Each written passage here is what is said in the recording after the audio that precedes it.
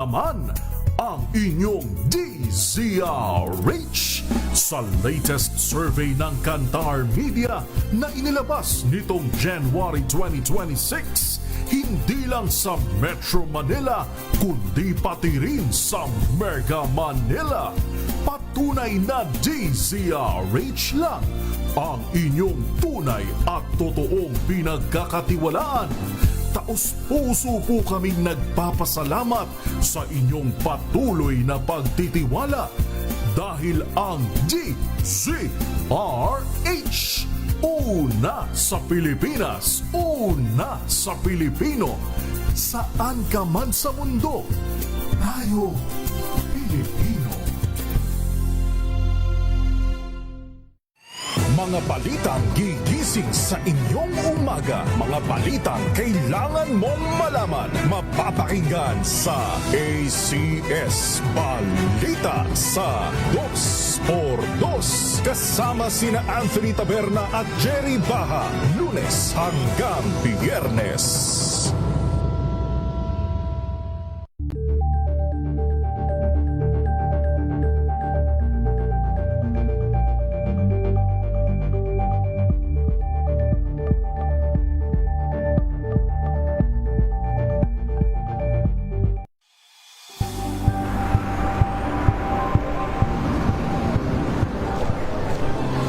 Ating mga eksperto dito lang sa Expert Opinion. Ito ang The Better News. TNVS, trending and Isang kwento, iba't ibang anggulo.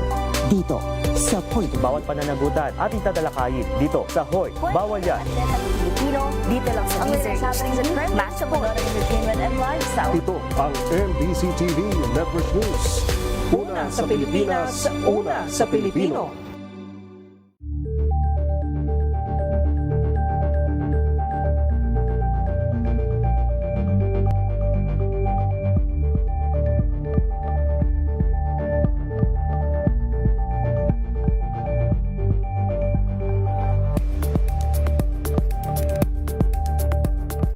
Curious ka ba sa maraming bagay? Kami na ang bahala dyan. Aalamin, tutuklasin at bibigyang linaw namin ang mga katanungang bumabagabag sa inyong isipan. Sa programa kung saan ang bawat sagot ay galing lamang sa mga eksperto. Ang Expert's Opinion, tuwing linggo alas 3 ng hapon, dito lang sa DZRH TV.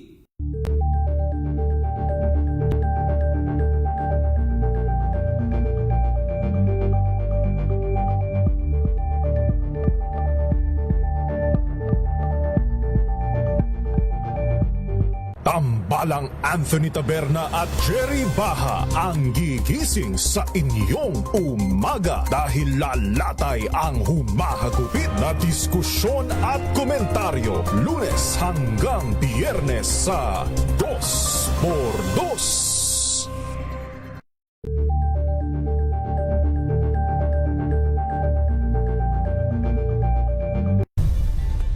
Nagsimula sa pangarap hanggang sa maabot ang tagumpay. Iba't ibang kwento, iba't ibang mukha ng atletang Pilipino. Mas pinatindi, mas pinalakas, at mas pinaaksyon sa Match Point tuwing Sabado, 12:30 ng tanghali sa DZRH TV.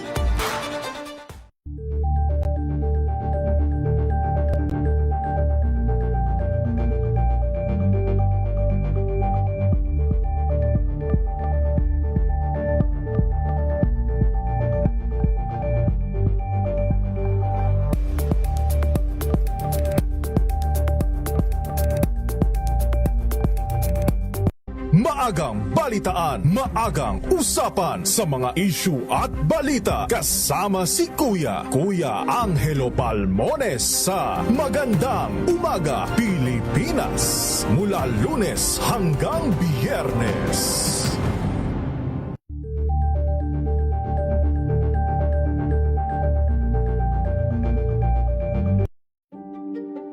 Buklatin ang mga pahina. Pakinggan ang boses ng lipunan. Tunghayan ang mga issue mula sa ibang katayuan. nakakalungkot kasi deserve ba namin ng ganito? Na hindi nila alam kung ano talaga yung kanilang mga karapatan. Yung gobyerno, tinulungan nila yung kanilang magsasaka. Pinapatahimik tayong lahat using various laws. Through education, kayang-kaya nating baguhin yung ganitong klaseng pag-iisip. Isang kwento, iba't ibang anggulo. Dito, sa Point of View.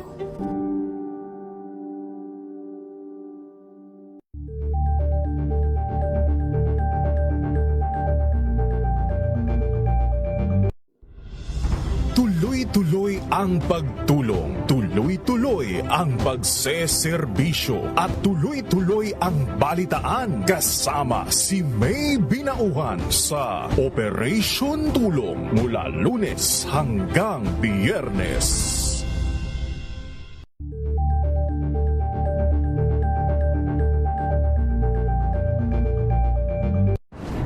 Kung good vibes ang hanap mo, dito ka na sa sigurado!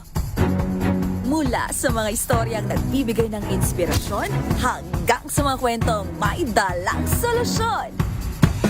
Mga balitang pampagaan ng pakiramdam at pampaganda ng araw. Hindi lang basta good news, kundi the better news.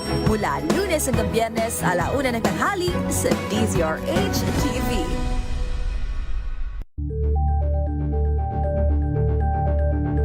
Tinesting, sinuri, siniyasan. Ang resulta?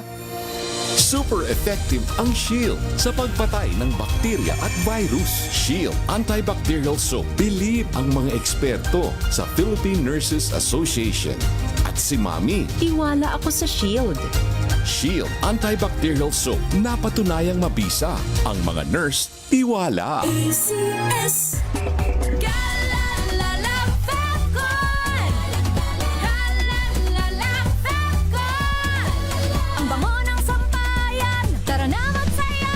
Calefacton, amoy nakaka-joyful.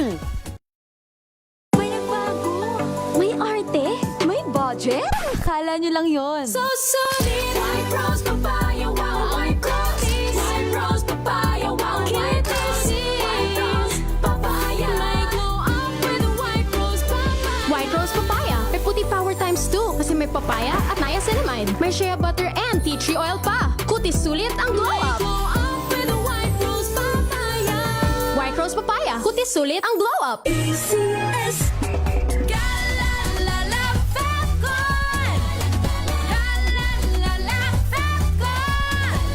Ang bango ng sampayan. Tara na magsayawan. Calefacton, amoy nakaka-joyful.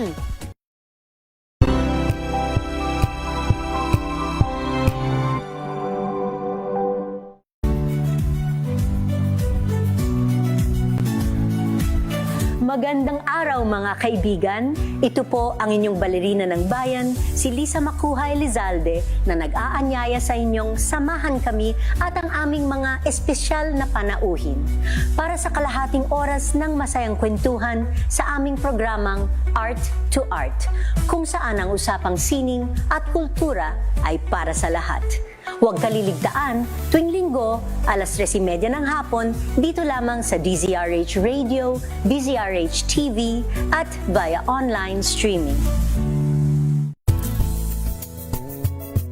Number 1 na naman ang inyong DZRH sa latest survey ng Kantar Media na inilabas nitong January 2026. Hindi lang sa Metro Manila, kundi pati rin sa Mega Manila. Patunay na DZRH lang ang inyong tunay at totoong pinagkakatiwalaan.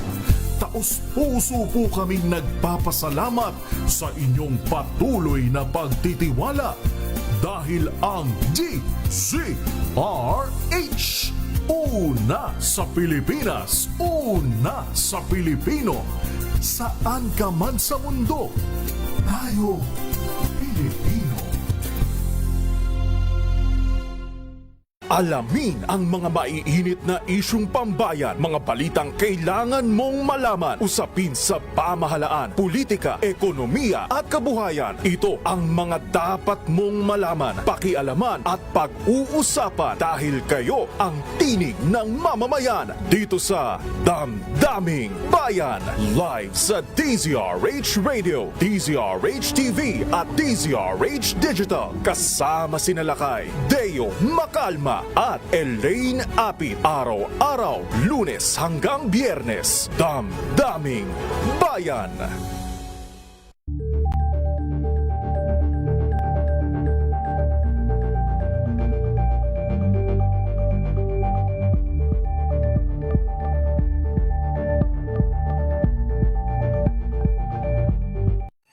Mga balitang gigising sa inyong umaga. Mga balitang kailangan mong malaman. Mapapakinggan sa ACS Balita sa 2x2.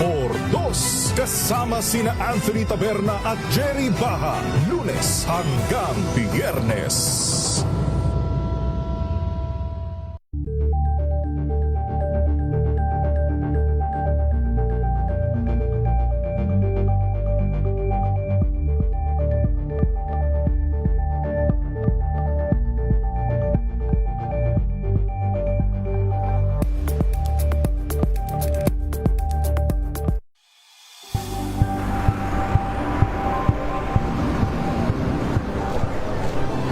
Ating mga eksperto. Dito lang sa Expert Opinion.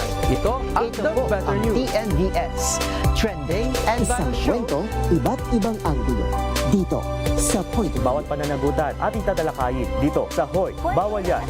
Pilipino, dito lang sa DZRH, match of entertainment and lifestyle. Ito ang MBC TV Network News. Una sa Pilipinas, una sa Pilipino.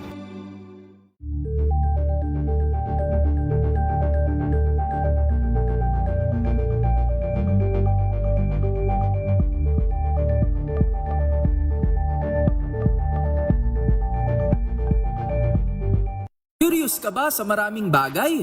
Kami na ang bahala dyan. Aalamin, tutuklasin at bibigyang linaw namin ang mga katanungang bumabagabag sa inyong isipan. Sa programa kung saan ang bawat sagot ay galing lamang sa mga eksperto. Ang Expert's Opinion, tuwing linggo 3:00 ng hapon, dito lang sa DZRH TV.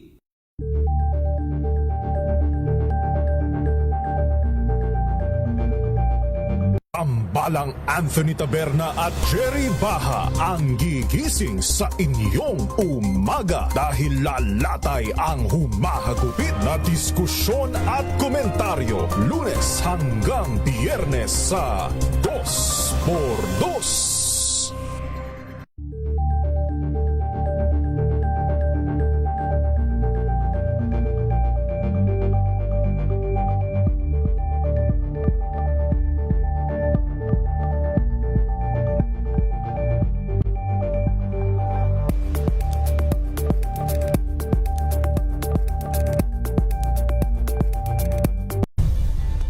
Nagsimula sa pangarap hanggang sa maabot ang tagumpay.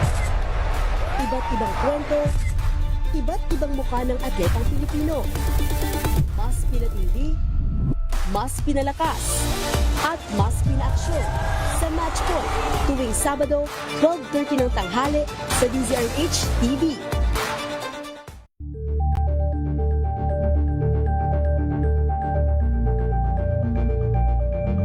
Maagang balitaan, maagang usapan sa mga issue at balita kasama si Kuya Angelo Palmones sa Magandang Umaga Pilipinas mula Lunes hanggang Biyernes.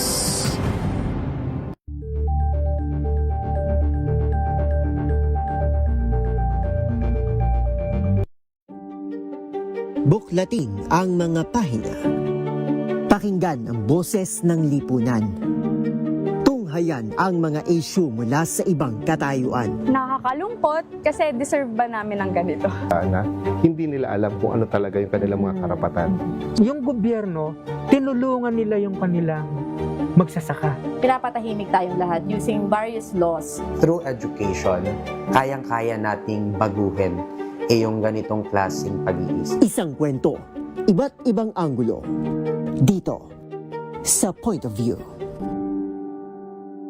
Tonight with Ray Sibayan, Kisses Hubson, TNT Tomorrow's News Tonight, TNT Tomorrow's News Tonight, TNT Tomorrow's News Tonight.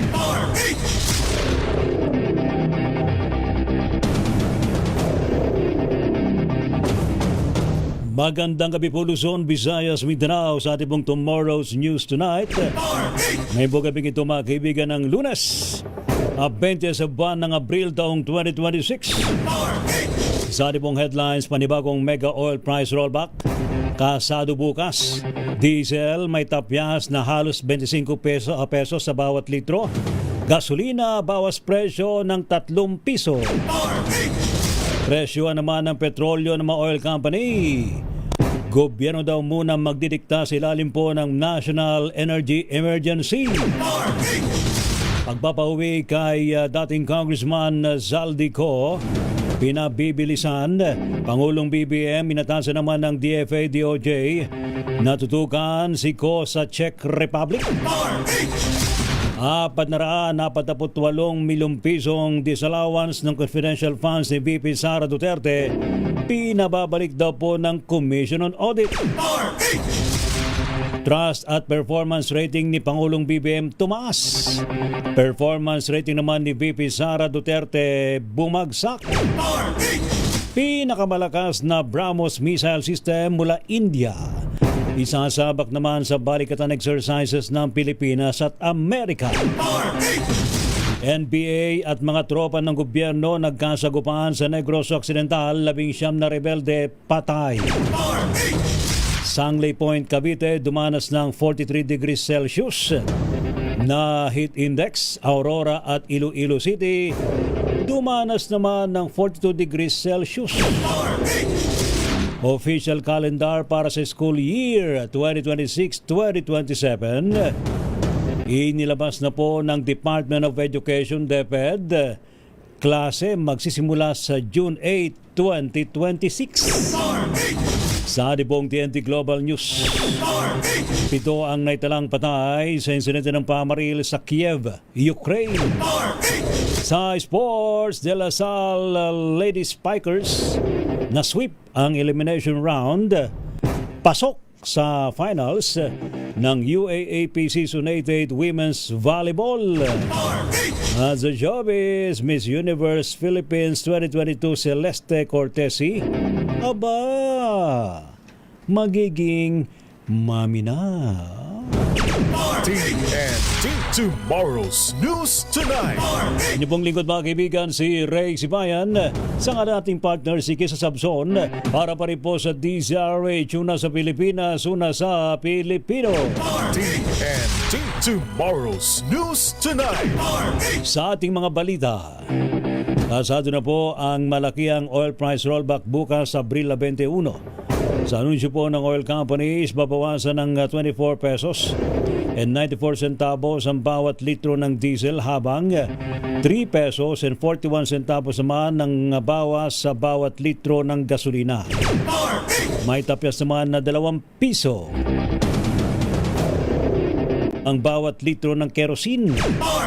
Samantala naman, magpapatupad po o nagpatupad na po ng bawas presyo sa liquefied petroleum gas LPG ang ilang oil company matapos na alisin ng excise tax.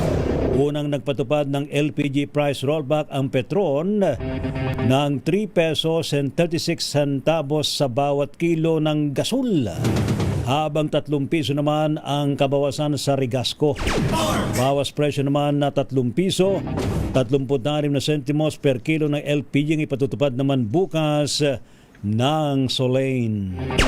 TNT Tomorrow's News Tonight. Gobyerno na po ang magdidikta ng minimum rollback at maximum hike sa presyo ng mga petroleum products sa bansa. Ayon po kay Energy Secretary Sharon Garin, Sa ilalim po na Executive Order number 110, binigyan ng pamahalaan ng kapangyarihan para magtakda ng presyo. Ibig sabihin, kailangan sundin ng mga oil company ang kukwentahing bawas o kaya'y dagdag sa presyo po ng petrolyo ng pamahalaan sa gitna ng umiiral ngayon na National Energy Emergency. Nagbabala naman si Garin na kung hindi susunod ng mga kumpanya ng langis, mag-i-issue daw po ang Department of Energy ng show cause orders at nanganganib pa ang permit ng mga ito. Sapul din ang lalabag na oil companies sa criminal penalties, kabilang po ang 3 buwan hanggang 1 taong pagkakakulong at multang mula 50,000 hanggang 300,000 piso. May limit na tayo, may minimum na tayo sa rollback, tapos may maximum din tayo sa price increase. So both ways. Pag rollback siya, dapat kung 24.95 yan, dapat yung rollback could be equal or more than the 24.94. So pwede siyang maging 25, pwede siyang maging 26, pero hindi siya pwedeng 20 lang. So kailangan sundan ng oil companies. Yun po na-announce din ng presidente ng Friday yan. So, pero pag increase siya, pag sinabi ng DOE na 10 piso lang halimbawa yung increase, hindi siya pwedeng sumobra. So that's our new rules now. Ba, pwede palang sobra, no? Kung 24.94, pwedeng gawing isagad na ng 25 pesos. O kaya kung medyo galante pa ng konti, 26 pesos. Wow! Sana naman, ha? TNT Tomorrow's News Tonight. Samantala naman sa iba pang balita, aminado ho si Pangulong Ferdinand Marcos Jr. na mahirap daw po ang kasalukuyang sitwasyon dahil naman sa wala pa ring katiyakan ang krisis ngayon sa gitnang silangan. Ito po ang sinabi ng Pangulo na mag-inspeksyon sa implementasyon ng Service Contracting Program sa Araneta Center Bus Terminal. Ayon po kay Pangulong BBM, pabago-bago daw po ang presyohan ng langis sa world market dahil naman sa sitwasyon sa Strait of Hormuz. Subalit tiniyak po ng Pangulo na magpapatuloy ang tulong ng pamahalaan habang naghahanap ng iba't ibang paraan at sisikaping maibsa ng pasanin ng publiko. Lahat ng kailangan natin gawin para makapag-adjust, para naman una nga, para mapawasan ang bigat ng dala ng ating mga kampayan. Marami tayong iba't ibang initiative at habang tumatagal ito, nag-iisip pa kami, naghahanap pa kami kung ano pa ang pwedeng gawin. Yan po mga kaibigan, si Pangulong Ferdinand Marcos Jr. TNT Tomorrow's News Tonight. Tinarget naman na isang barkong pandigma ng Amerika ang isang Iranian flag cargo ship. Yan po sa may Gulf of Oman na nagtangkang umiwas sa US naval blockade sa naturang gulpo. Ito po ang anunsyo naman ni US President Donald J. Trump at ng US military. Ayon po kay Trump, hindi tumigil sa paglalayag ang Iranian vessel na Tosca kung kaya't siya'y tinusta. Naku, ano ba naman yan? Pinuntirya po ng guided missile destroyer na USS Spruance. Sinabi ng Pangulo na nasa kustudiya na ng US Marines ang tinutukoy na cargo ship ng Iran at isinagawa ng inspeksyon sa loob na naturang barko. Ayun, hindi naman pala talaga na dali ng todo. Sa isang statement, binanggit po ng US Central Command na tinangka ng barkong Tosca na maglayag patungo sa pantalan ng Bandar Abbas ng matsyempuhan ng US destroyer. TNT Tomorrow's News Tonight. Tinatrabaho naman ng gobyerno ang pagpapauwi kay dating Congressman Zaldico sa bansa para mapanagot naman sa mga kinasangkutang issue sa flood control scandal. Ayon po kay Pangulong Ferdinand Marcos Jr. na natili sa kustudiya ng Czech Republic Siko at ginagawa ng kaukulang hakbang para siya maibalik sa Pilipinas. Inatasan naman ng Pangulo ang Department of Justice maging ang Department of Foreign Affairs na pangunahan ng pagpag-ugnayan sa mga opisyal ng Czech Republic para matiyak na maayos at naayon naman sa proseso ang lahat. Sinabi ng Pangulo na magpapadala rin siya ng high-level coordination team para tutukan ang pagpapauwi kay Ko dahil mangailangan ng sapat na panahon upang mapauwi siya sa Pilipinas. Inutusan ko ang Department of Justice kasama ang Department of Foreign Affairs na pangunahan ang pakikipag-ugnayan sa mga otoridad ng Czech Republic upang matiyak na maayos at naayon sa proseso ang lahat ng kinakailangan. Magpapadala rin ng high-level coordination team upang tutukan ito. Ang ganitong mga proseso ay may sinusunod na mga legal na hakbang sa pagitan ng mga bansa, kaya't nangangailangan na sapat na panahon upang maisagawa ng tama. We will bring Zaldico home, and we will do so in accordance with the law. He will answer to the Filipino people. Yan po mga kaibigan, si Pangulong Ferdinand Marcos Jr. TNT Tomorrow's News Tonight. Hindi naman daw dapat na dahan-dahanin ng gobyerno kung hindi dapat bilisan ang pag-aksyon para mapauwi kagad si dating Congressman Zaldico. Ito bang sinabi sa DZRH News ni Attorney Domingo Cayosa, dating Pangulo ng Integrated Bar of the Philippines, IBP. Ayon po kay Cayosa, mapapauwi naman si Kokong. Ito raw po'y gugustuhin talaga ng pamahalaan dahil naman saan niya ay the ball is in the government hands. Wow. Idinimpo niya ng pagpapauwi kay Ko ay simbolo kung gaano kaseryoso ang Administrasyong Marcos na labanan ng korupsyon sa Pilipinas. Dagdag pa na Attorney Cayosa, prioridad ang pamahalaan na siguraduhing ligtas si Ko na makauwi sa Pilipinas dahil naman sa dami na idinawit niya sa maanumalyang flood control projects. Maganda rin na nalaman natin, natututukan ninyo sa media, para sa ganon, bilis-bilisan din ng ating gobyerno na ibalik siya dito kung talagang sincero sila na papanagot siya o kaya at least mabigyan siya ng pagkakataon pagutin yung mga live cases na sa Sandigan Bayan at higit yan, nasa sento ho kasi siya dun sa massive corruption sa gobyerno. Si Attorney Domingo Cayosa sa panayam po ng programang Balansyado. TNT Tomorrow's News Tonight. Tiniyak naman ng pambansang pulisya ang kahandaan at transparency sa pagpoproseso kay dating Congressman Zaldico matapos na maaresto naman sa boundary ng Czech Republic at Germany. Ayon po kay PNP spokesperson na Police Brigadier General Randolph Tuanyo, naipugnayan na po ang Directorate for Intelligence sa mga police attaché sa Europa na sila namang kokonekta sa embahada para makuha ang dating mambabatas. Oras daw hong mabitbit ng Criminal Investigation and Detection Group. Dadalhin daw po si Ko sa Campo Crame kung saan siya ibubuking. Kukunan po ng mugshot. At syempre magpipiano, ha? At isasalang sa medical procedure bago iharap sa Sandigan Bayan. Sinabi ni Tuanyo na sa Sandigan Bayan ang magtatakda ng piitan ng akusado. Subalit, hindi na raw po kasama rito ang PNP Custodial Facility na tiling under renovation. Ang pagdating sa Pilipinas, pagdating ng officer ng Philippine National Police, kaya po ay didiretso dito sa CIDG para sa po yung proseso katulad ng pag-dependent medical and physical examination. At makaraan gawin ng mga nasabing mga examinations, dapat po ito dadalhin sa Sandigan Bayan para i-return po yung warrant niya. Pagdating po sa Sandigan Bayan, doon na po mag-desisyon ng Sandigan Bayan kung saan po siya ilalagay po na yung detention cell. Yan po mga kaibigan, si PNP spokesperson, Police Brigadier General Randolph Tuanyo. TNT Tomorrow's News Tonight. Sa iba pang balita, pumalag naman si Senate President Tito Soto III sa akusasyon na kasama siya sa siguradong boboto raw po ng pabor sa impeachment ni Vice President Sara Duterte. Tanong ni Soto kay Attorney Salvador Panelo na siyang nagsabi, may bolang kristal na din ba si Panelo? Iginit po ng senador na manatili siyang impartial hanggat hindi pa naipipresenta ang mga ebidensya.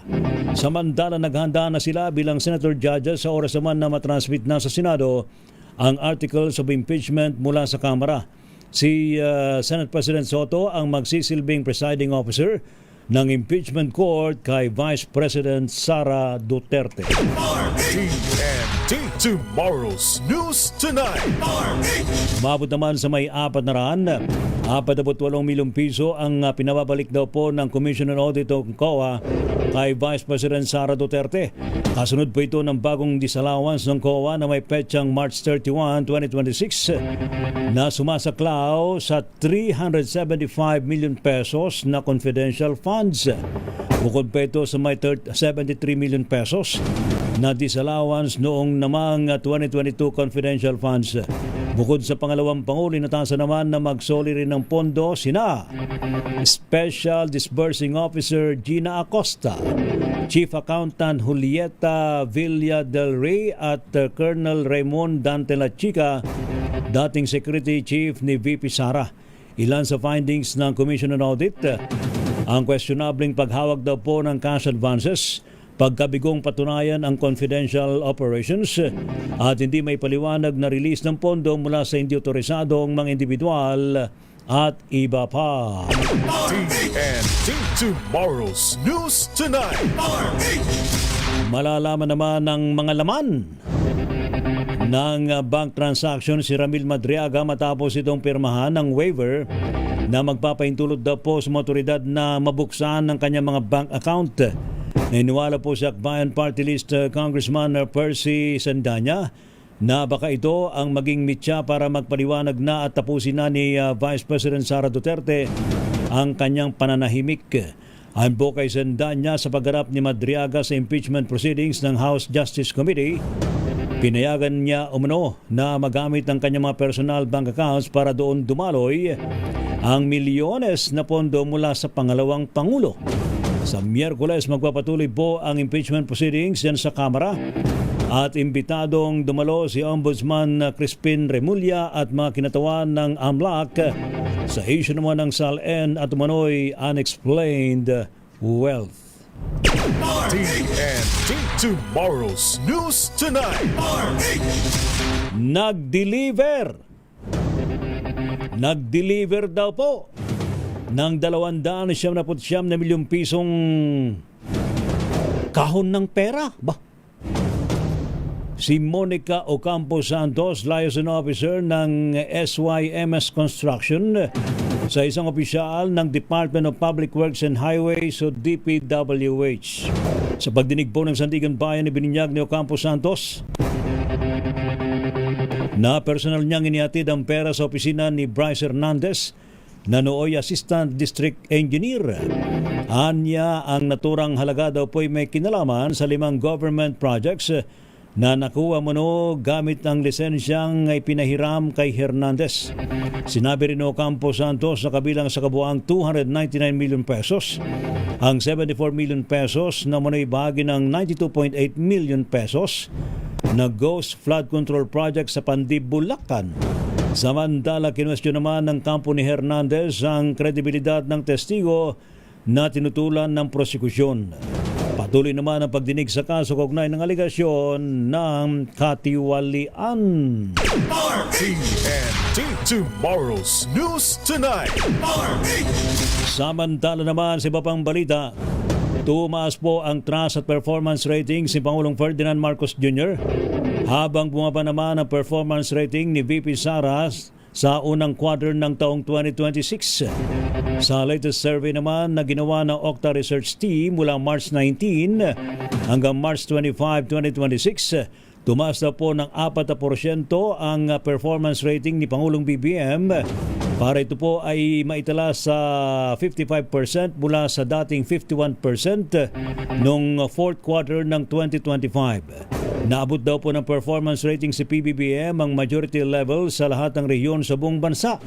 Pinakamataas sa Balance Luzon na naitala sa 57% at Visayas sa 56%, habang pinakamababa naman sa NCR sa 53% at Mindanao sa 51%. Samantala, bumaba naman ng 4 points ang performance rating ni VP Sara Duterte para maitala daw po ang 50% mula sa 54% noong fourth quarter ng taong 2025. Gayunman, naitala ng pangalawang Pangulo ang pinakamataas highest performance rating sa Mindanao na meron pong 83%, habang pinakamababa sa Balance Luzon na 35%. Sumunod po ang National Capital Region sa 37%, habang 28% naman ang naghayag po ng kanilang dissatisfaction rating sa performance ni VP Sara, kung saan 41% sa Balance Luzon, NCR ay 40%, habang 18% naman sa Visayas at 1% sa Mindanao. Ang survey ay sinagawa sa pamagitan ng face-to-face interview sa 1,200 respondents na may edad na 18 pataas sa buong bansa, na mayroon daw pong margin of error plus or minus 3%. TNT Tomorrow's News Tonight. Standby pa rin po sa iba pang mga malalaking mga balita, mga kaibigan, sa Tomorrow's News Tonight. Pilipinas, ang oras sakto alas 9:30. Ang balitang yan.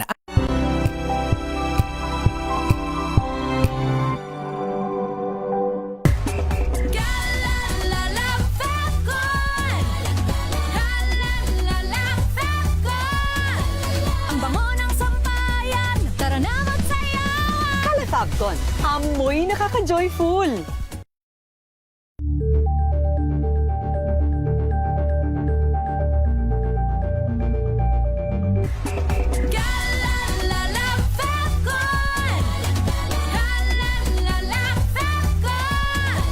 Ang bango ng sampayan, tara na magsayawan. Fabcon, amoy nakaka-joyful.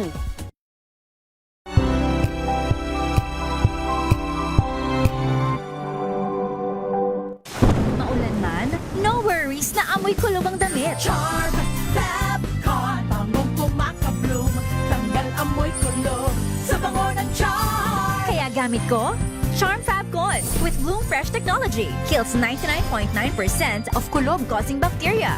May aroma burst pa of thousands of flowers and berries. Ang sampay sa loob, no amoy kulob. Bangong kumakabloom sa Charm. Charm Fabcon.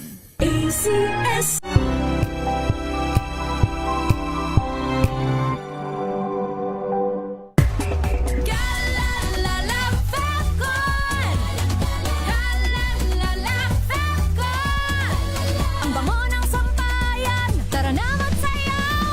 Fabcon, amoy nakaka-joyful.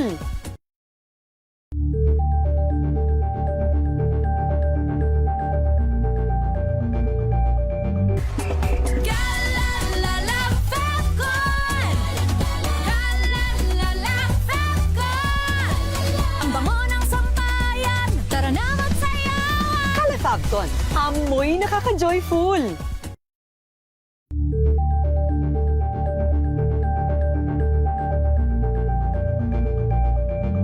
Hello, Washi! Laundry day na naman! Yay! Anong meron? Mancha ng chocolate, putik, may libag pa! Kaya natin yan!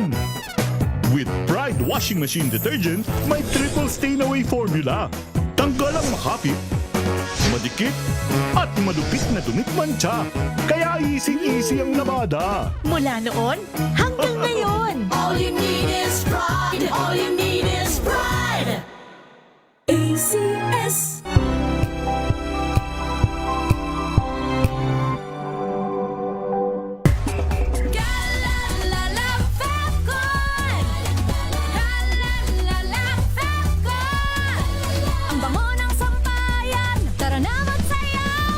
Fabcon, amoy nakaka-joyful.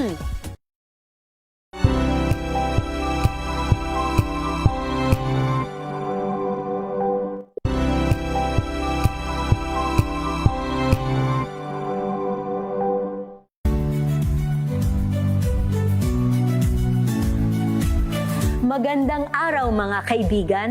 Ito po ang inyong balerina ng bayan, si Lisa Macuja Elizalde, na nag-aanyaya sa inyong samahan kami at ang aming mga espesyal na panauhin para sa kalahating oras ng masayang kwentuhan sa aming programang Art to Art, kung saan ang usapang sining at kultura ay para sa lahat.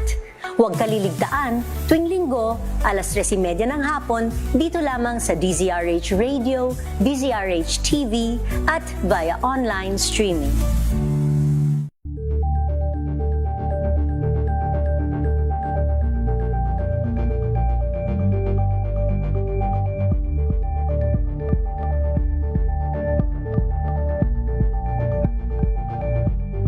Alamin ang mga maiinit na isyung pambayan, mga balitang kailangan mong malaman, usapin sa pamahalaan, politika, ekonomiya at kabuhayan. Ito ang mga dapat mong malaman, pakialaman at pag-uusapan dahil kayo ang tinig ng mamamayan dito sa Damdaming Bayan. Live sa DZRH Radio, DZRH TV at DZRH Digital. Kasama sina Lakay, Deo Makalma at Elaine Apit. Araw-araw, Lunes hanggang Biyernes. Damdaming Bayan. Number 1 na naman ang inyong DZRH sa latest survey ng Kantar Media na inilabas nitong January 2026. Hindi lang sa Metro Manila, kundi pati rin sa Mega Manila. Patunay na DZRH lang ang inyong tunay at totoong pinagkakatiwalaan. Taos-puso po kaming nagpapasalamat sa inyong patuloy na pagtitiwala dahil ang DZRH una sa Pilipinas, una sa Pilipino. Saan ka man sa mundo, tayo Pilipino. Mga balitang gigising sa inyong umaga. Mga balitang kailangan mong malaman. Mapapakinggan sa ACS Balita sa 2x2. Kasama sina Anthony Taberna at Jerry Baha. Lunes hanggang Biyernes.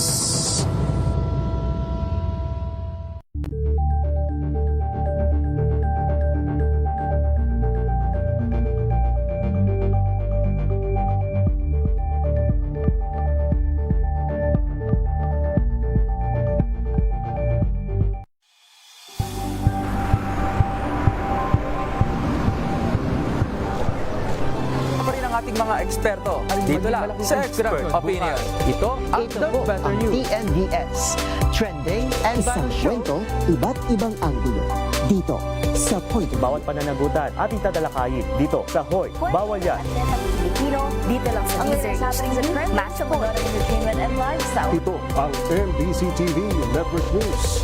Una sa Pilipinas, una sa Pilipino.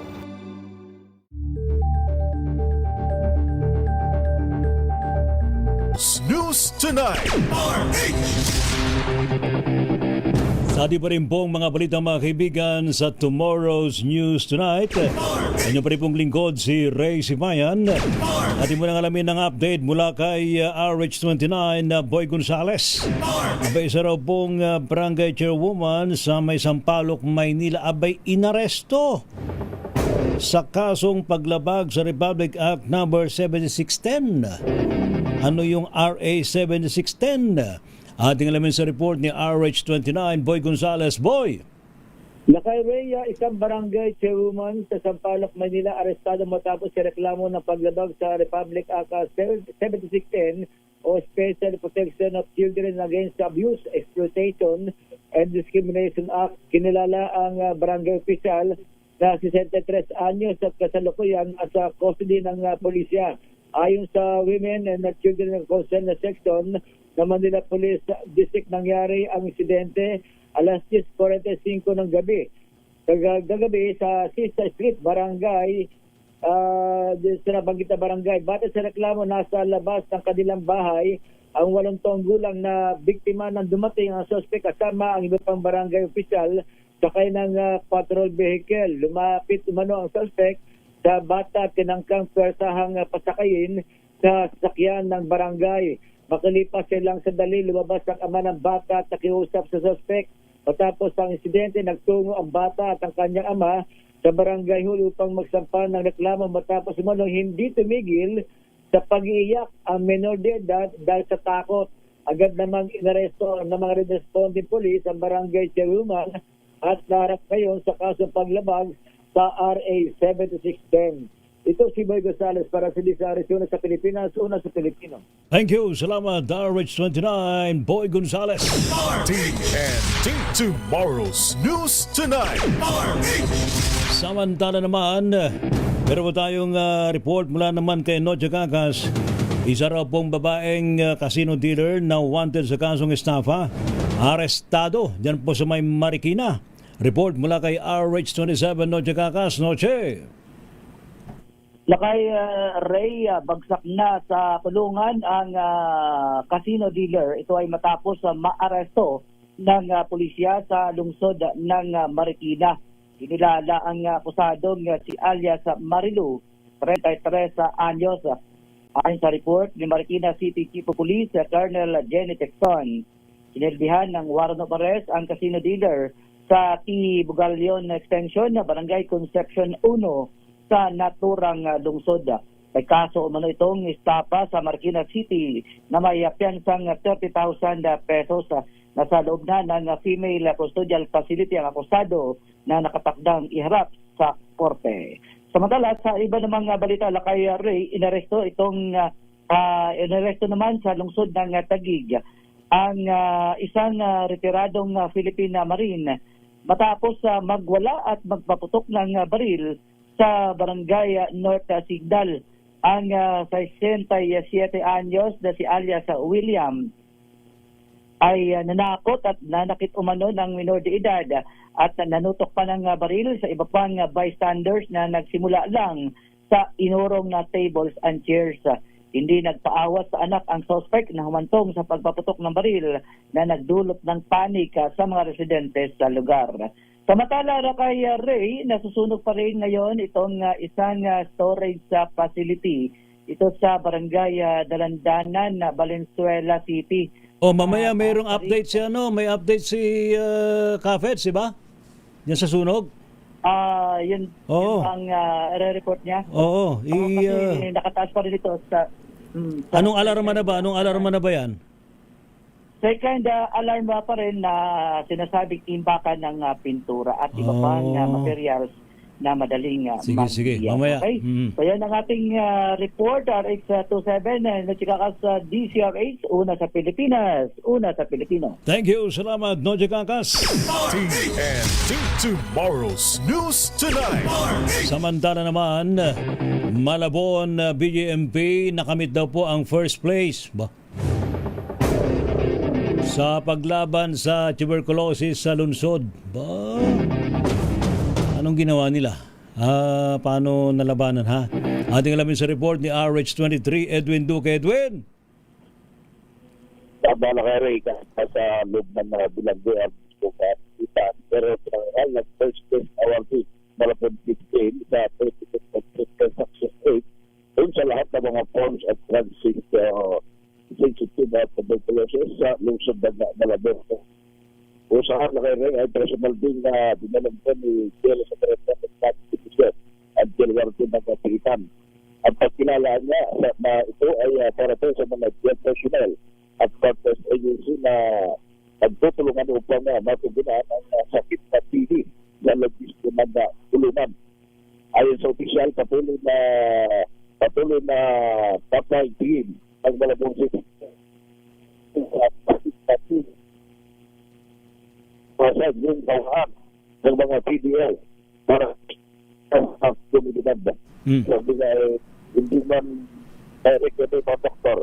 Pero doon sa kalaman at pag-iagad nila pag-ibang tulungan lang kay Ray ay naiwasan at sa buong BJ, buong Tita, sa buong Metro Manila ay ang nakapagtala ngayon ang BJ Malabon ng 3 o libre o walang nakuha ang sakit sa TB kumpara doon sa ilang mga pigitan na minsan ay patuloy ang damutan sa dati ng mga nakakulong.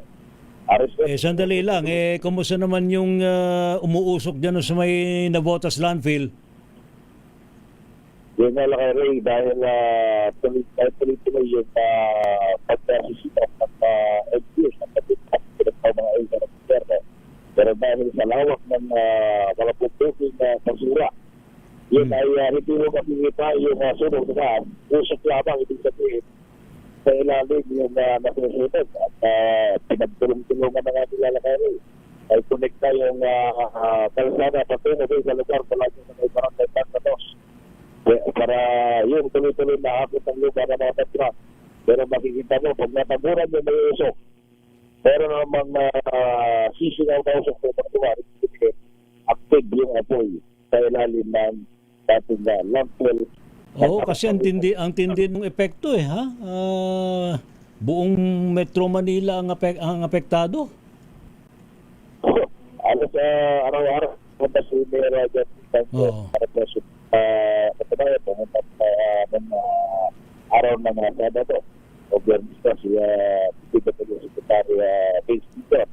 Para rin, pagdalang ito, nakaragdag ng system. Pero instead na yung matapunan, sa pagkatapunan mo nito isang lugar ng usok, lilipat na naman yan, may sisilos naman dito na ulit na walang tapak na lupa. Kahit yung sabihin lakaray, dahil active pa rin yung sunog dahil marami sila pa dito mga tura. Yeah. Wala. Natatabunan ka na. Ano nangyayari sa signal mo, Edwin? Salamat, Edwin! Mabuhay ka! Awanan apo anyamatan. TNT Tomorrow's News Tonight. Sari pa rin po mga balita. Opisyal na binuksan ng Armed Forces of the Philippines ang most expansive o pinalawak ba? Okay ito most expansive pinalawak na balikatan exercises sa kabila po ng hating atensyon ng Amerika na umaharap sa kaguluhan sa gitnang silangan. Sa pag-arangkada po ng 2 linggong pagsasanay, ibinida po ng Armed Forces of the Philippines at ng Estados Unidos na kasama sa 17,000 sundalong kalahok ang mga delegasyon mula sa 7 bansa kasama ng Japan, Australia, New Zealand, Canada at France. Bukod pa ito sa inimbitahang 18 observer countries na Brunei, Cambodia, Czech Republic, Germany, Indonesia, Malaysia, South Korea, the Netherlands, maging sa Poland, Spain, Sweden, Thailand, Vietnam at UK, United Kingdom. Sa walay na pahayag kinumpirma ni Balikatan Exercises Director Major General Francisco Lorenzo Jr. Nakasado ra pong gamitin sa balikatan ng ilang advanced system tulad naman ng BrahMos supersonic missile na plano daw hong paputukin sa pagpapalubog ng decommissioned BRP Quezon. Gayon din namumurong magpakita sa drills ang NMESIS anti-ship missile at Typhoon medium range capability missile ng Amerika. Kaugnay nga po niya na isasabak nga po sa joint balikatan exercises ng Philippine at US forces ang Indian-made BrahMos cruise missile system, ang itinuturing na pinakamalakas na armas sa arsenal ng Pilipinas. Ayon po kay Philippine Balikatan Exercises Director Major General Francisco Lorenzo Jr., kalawak nga po sa pagsasanay ng balikatan ng BrahMos ng Coastal Defense Regiment ng Philippine Marines. Nilinaw po ni General Lorenzo na simulation firing lamang ang gagawin sa BrahMos missile sa loob ng tinatawag na constructive environment sa gaganaping Joint Maritime Strike sa Northern Luzon. Gayunman, pagaganahin sa simulation exercise ang lahat ng mga sensor at fire control systems ng BrahMos missile tulad naman ng isang actual senaryo ng digmaan. Bagaman wala naman itong kargang armas, yun. Ang BrahMos cruise missile ay dumating nga po sa bansa noong April taong 2024 at may tuturing itong pinakamalakas na missile na ginawa ng India na kaya pong paliparin mula sa barkong pandigma, warplane, submarine at maging sa land-based launching platform. Samantala sa panig naman ng US Forces, tiniyak po ni US Balikatan Exercises Director Lieutenant General Christian Wortman na isasabak nga po nila ang Typhoon Medium Range Capability o MRC missile system sa gaganaping pagsasanay. May posibilidad ding maisamang iba pang missile system sa balikatan tulad naman ng NMESIS o yung pong tinatawag na Navy Marine Expeditionary Ship Interdiction System at iba pang modernong armas. TNT Tomorrow's News Tonight. Patay ang 19 na miyembro ng New People's Army NPA, kabilang po ang leader nito sa isang engkwentro sa barangay Salamangka sa may Toboso, Negros Occidental. Ayon po kay Brigadier General Ted Dumusmog, commander ng 303rd Infantry Brigade, kasama raw pong namatay ang notorious na leader ng NPA na si Roger Fabillar o kilala sa alias Jong at Arnel Tapang. Merong bounty o reward na abot sa 1 milyong piso si Fabillar dalaman sa umano'y pagiging sangkot ito sa mga pamaslang sa mga sibilyan sa may Calatrava at Toboso. Kaugnay po nito ay sinabi naman ni Viscom Commander Lieutenant General Fernando Reyeg na nabigyan na ng hustisya mga buhay na nawala sa kamay ni Fabillar.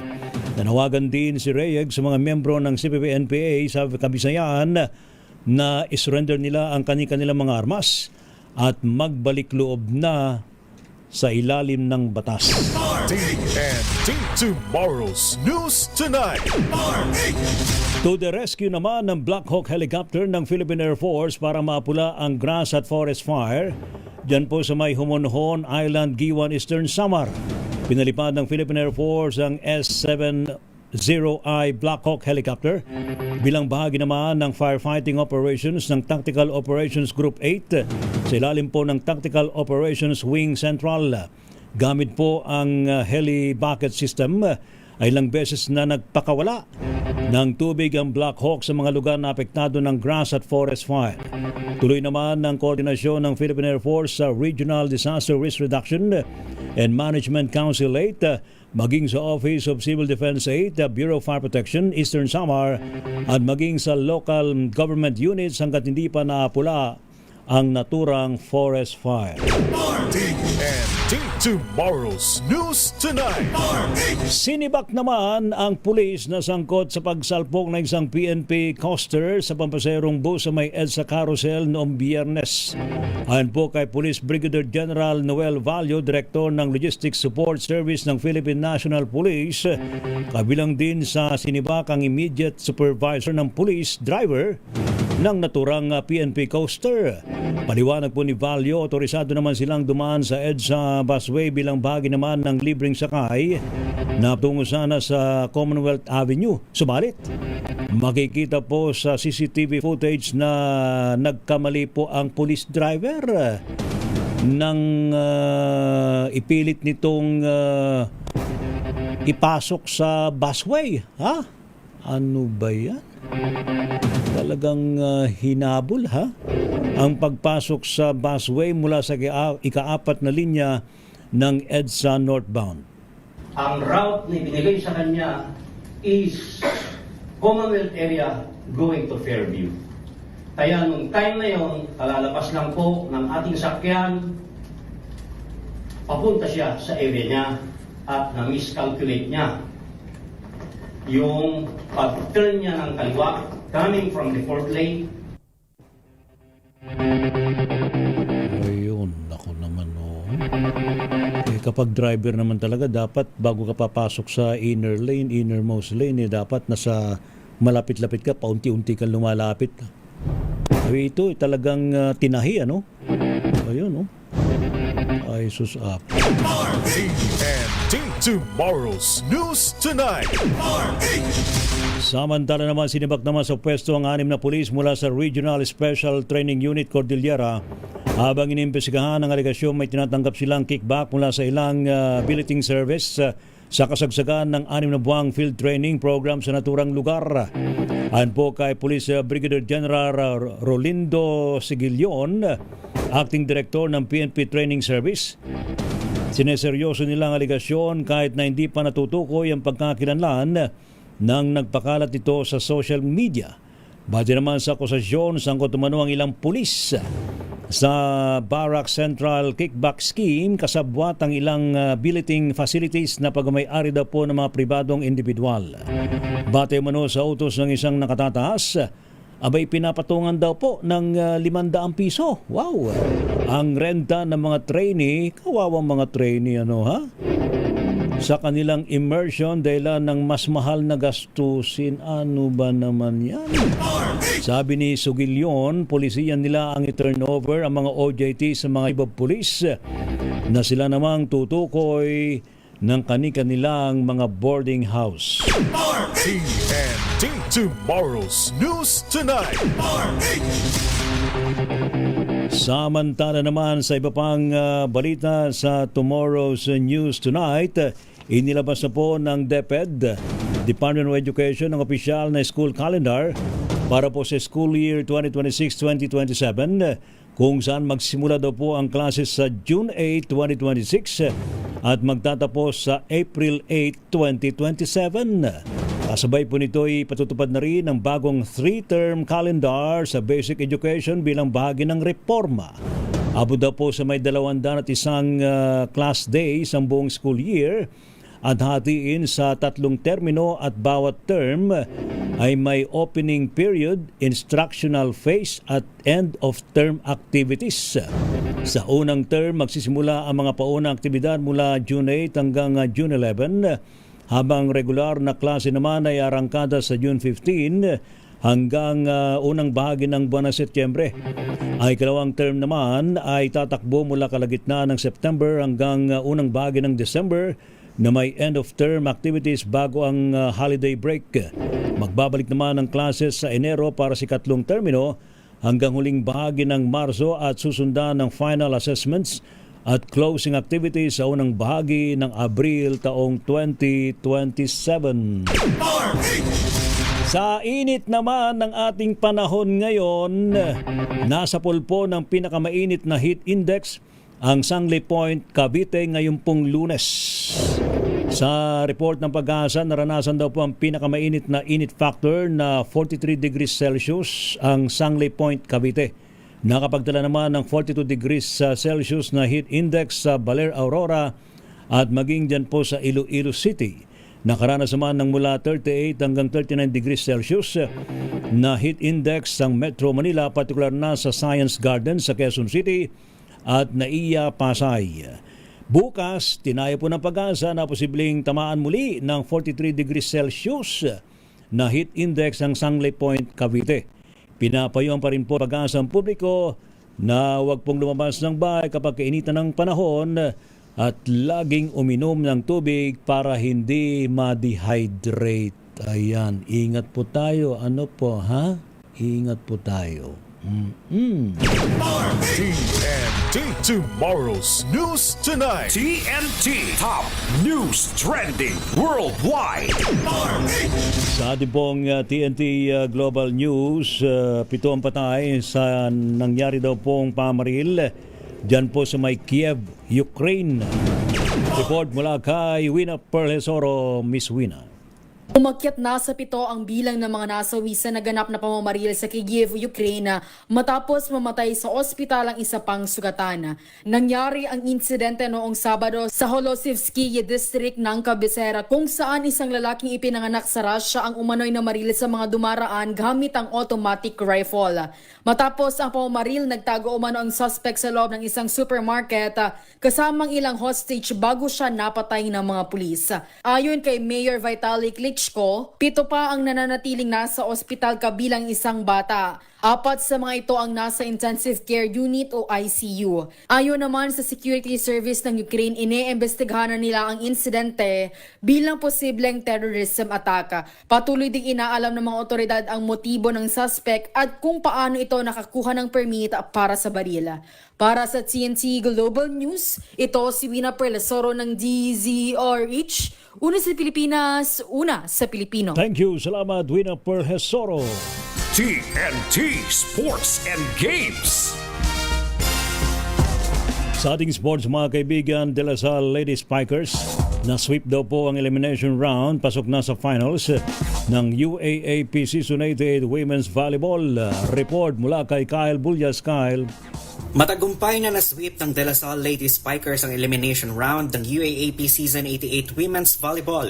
Huling kinalaban ng Lady Spikers ang defending champions na National University Lady Bulldogs kung saan natapos ang laro sa scores sa 27-25, 15-25, 23-25, 25-23 at 15-13. Dahil dito magiging stepladder na ang format ng semifinals kung saan pasok na agad sa final round ang Lady Spikers. Nanguna sa labang ito si Shane Reterta na mayroong 21 points with 4 service aces at 3 blocks. Sumunod naman sina Shavana Laput with 16 points at Angel Canino with 15 points. Sa panig naman ng Lady Bulldogs, nanguna naman ang team captain na si Vangeline Sug na may 22 points. Para sa TNT Sports, ito si Kyle Bulias ng Deezer H. Una sa Pilipinas, una sa Pilipino. Thank you, Kyle Bulias. Sa showbiz, Miss Universe Philippines 2022 Celeste Cortesi. Aba, congratulations. Abay, magiging mami na raw, ha? Ating lamin sa report ni Don Carlos. Don. It's official! Maraming ginulat si Miss Universe Philippines 2022 Celeste Cortesi sa kanyang baby bump announcement sa kanyang first baby. Sa kanyang Instagram post, sinabi ni Celeste na to love someone in the most selfless way, kalakipang ultrasound picture. Bagamat pribado ang buhay ng beauty queen, kinumpirma nito na ang kanyang partner na si Jonathan Michael Sterling ang ama ng kanyang dinadala. Nakakilala si Celeste noong 2018 ng koronahan bilang Miss Philippines Earth Top 8 finalist at muling sumali sa Miss Universe 2022. Lumabas din siya sa television series na Darna at tinawag rin na Real Life Darna dahil sa pagdonate ng kanyang kita sa mga nasalanta ng bagyo. At yan ang trending na balita para sa TNT Showbiz. Ito si Don Carlos ng DZRH, una sa Pilipinas, una sa Pilipino. Thank you, Don Carlos. TNT Tomorrow's News Tonight. Ay, salamat daw sa matumutok po sa ating balitaan sa Tomorrow's News Tonight. Thank you sa buong persa ng DZRH News Team. Maraming salamat sa ating mga nakagapay. Mula po sa DZRH Radio, nandyan po si Jeric. Sa ating nandyan din si Norman. Sa ating din pong DZRH Television, DZRH Digital, at maging sa DZRH Malanday Transmitter. Ang pribong lingkod, mga kaibigan, si Ray Sibayan. O isa lang saglit ho ang programang Showbiz Talk Ganern with Miss Molly and Gorgie. Sa ilang saglit po lamang ang oras sa buong Pilipinas, alas 10:01 ng gabi.